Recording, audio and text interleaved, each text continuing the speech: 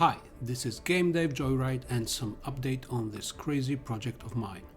In this episode you'll see some powerful VFX and particle effects I've been working on for some time. This will include some of the enemies freezing, burning, sparkling and learning to fly.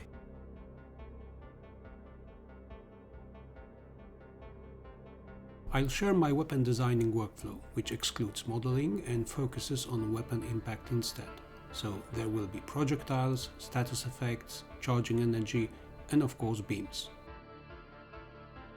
I've been thinking for some time on how these devlogs should look like, and I decided I would be making short updates and longer ones, focusing on a specific theme or idea that I found particularly intriguing. So if you're interested in how to begin designing sci-fi weapons without need for modeling skills, this extended devlog may be something for you. Working on the shooter component for Maze Master, I had to face some important questions. How to make the game feel good? How to make it seem meaningful? How to make it deep?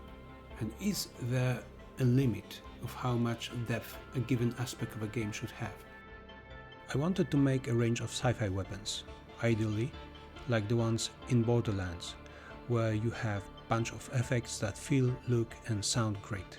But my efforts with prototyping were, let's say, not as promising as I would like them to be. Plus, the design of weapons, ammo clips and reloading animations would need to match the energy output, which was a big unknown at that time. So I decided to skip modeling and treat it as prototyping in order to focus on one thing at a time. I found a temporary ready for commercial use model just to have a reference point for how the weapons should work and look like. I gathered all visual effects I had. Then I went through the audio files that I could use in commercial project. I knew I could design only these weapons which had a full set of matching sounds, shot clip variations, charging energy, reloading, switching functions, beam ignition, continuous loop and deactivation, energy being drained down, and explosion. The next step was sound matching. After this exercise, I had a promising list of sci-fi battle sounds. The list included more than 10 pairs of energy projectile and matching energy beam, and many other projectiles that could be used as a base for weapon outputs.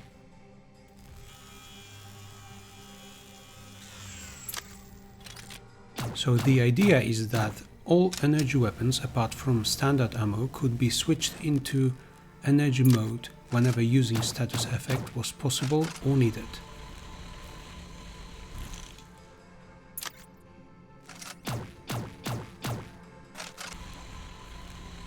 By looking at how the effects looked like, I started thinking about their impact on enemies and environment.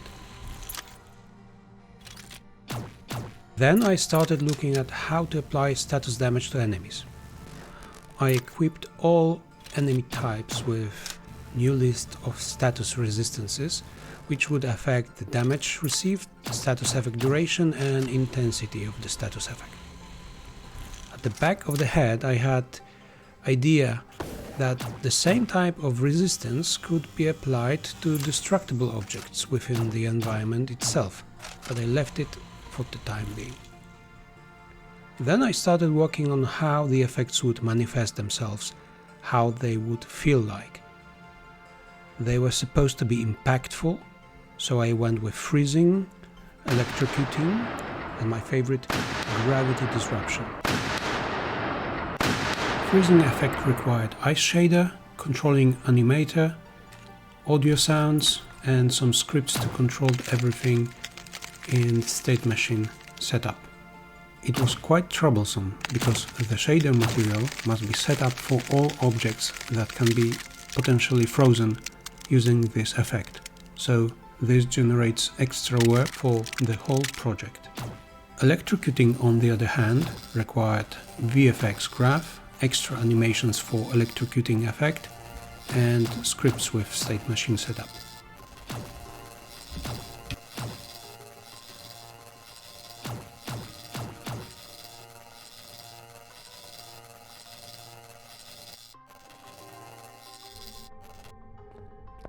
Burning effect was the easiest, and it needed only visual effect and state machine.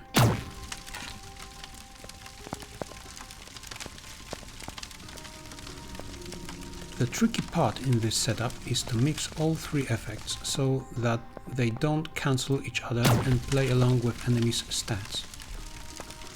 Setting up gravity disruption complicated things even more, but it was too tempting to give it up. In order to set up gravity effect, I needed a powerful charged projectile, and to do that I had to update Invector's charging system with 2 levels of charging and fire effect as default one.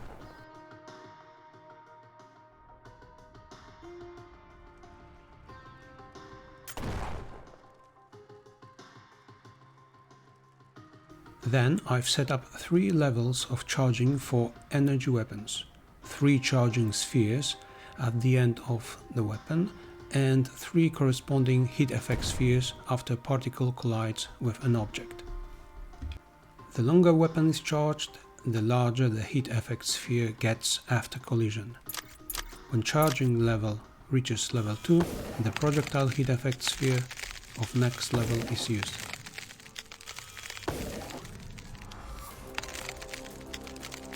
Spheres of different levels may be set up to give more damage, give damage over time, or only change status.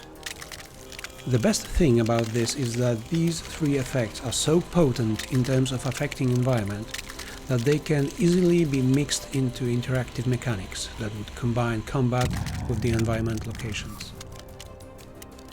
The floors could be burned, sci-fi equipment could be electrocuted, walls and platforms could be cracked or demolished. Each of these mechanics would have to have unique specs and rules of engagement, and that in turn would create more depth to the game, at least in theory.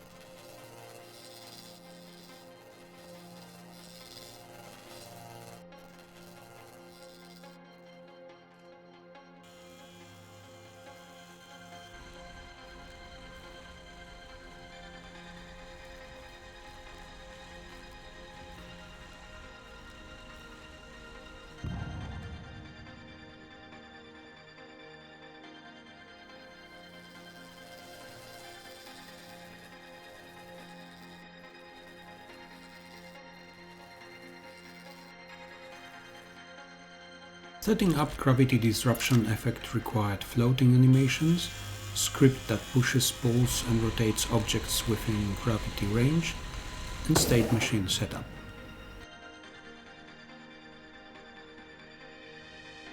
Apart from that, each sphere, including gravity sphere, have a particle system in the core that acts as collision trigger, causing damage to enemies and damage over time if needed. Planning an array of effects made me think of how this kind of weaponry would fit in the world I wanted to create. How would they be justified in the sci-fi settings? So I had to move back to the background story, the universum, the big picture. I decided that weapon types would be scattered across a group of producers holding monopolies in their known space. This way, new actors appeared in the game. I decided there would be 5 main factions: human endless clans, colonist traders, colonist researchers, and 3 more that I would rather not talk about at this point. Each of them would be a producer of a unique brand of weapons specializing in 1 or 2 types of weaponry. Each faction would have specific stats like advancement level, power output or damage dealt, how unique the prototype would be, and how many models of each type of weapon output they would produce. How many kinetic projectile weapons, how many energy projectile weapons, how many beams, and how many the most advanced combined energy projectile with energy beam. And this inspired new storyline ideas and pushed me towards new plot directions and allowed me to create more credible side stories. So not focusing on modeling helped the game, at least in theory. And then I noticed something odd. Flat surfaces were giving me a nasty artifact, showing a cut within the particle system at the end of each beam. So I implemented a decal system that works not only on flat surfaces, but on all objects. Decals can be adjusted from one scriptable object, which helps controlling and adjusting their settings for each beam separately. The system is not perfect, as it heats up enemies' legs standing within the area of floor impact and works oddly where objects meet the floor, but it gives this extra filling to the energy beams. Particularly in case of ice beams and plasma beams, giving an effect of cooling or heating surfaces.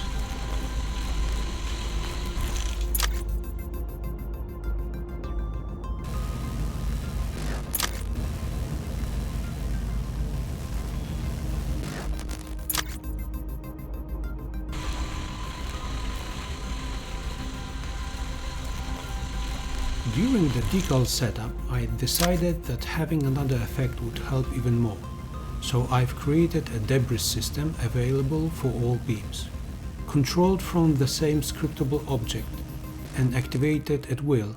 The system is so fun to play with, I think it's even better than the decals. It still needs polishing, but it's very promising, especially when it comes to giving players this creative space to experiment with.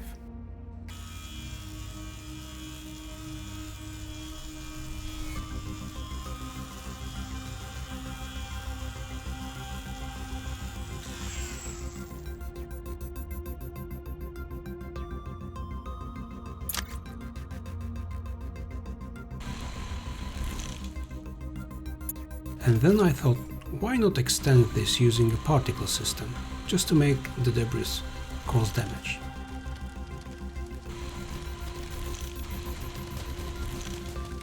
The result, even though not very effective as a weapon, gave the laser beams this real and tangible impact they needed, and me some extra fun from playing with it.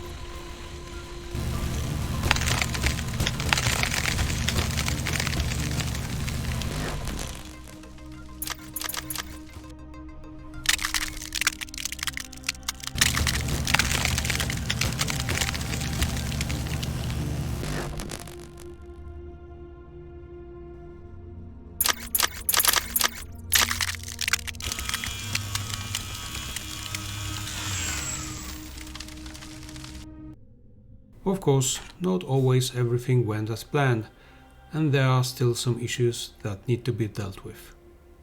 For example, status effect mixing.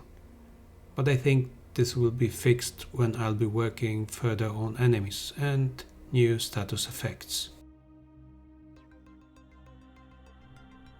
The other thing is render queue settings, which may be really troublesome, as VFX graph doesn't work well with objects that have various rendering priorities, like my walls and floors. Fortunately, this is not something that cannot be fixed, and even if it proves persistent, I can always remove the depth mask tricks to keep things rolling. In the end, the art of letting go may be the most important of all arts.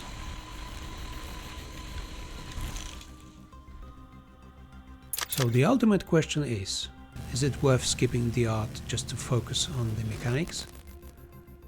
The answer seems to be obvious. You can skip it, but only within limits, only to a degree, only to a point where it needs to get back into action, and provided you can restrain yourself from diving into rabbit holes of creation, which can be frustrating, but it's definitely a joyride. If you have any ideas or suggestions on how to improve what I've shown you so far, please leave a comment. Your feedback is much appreciated.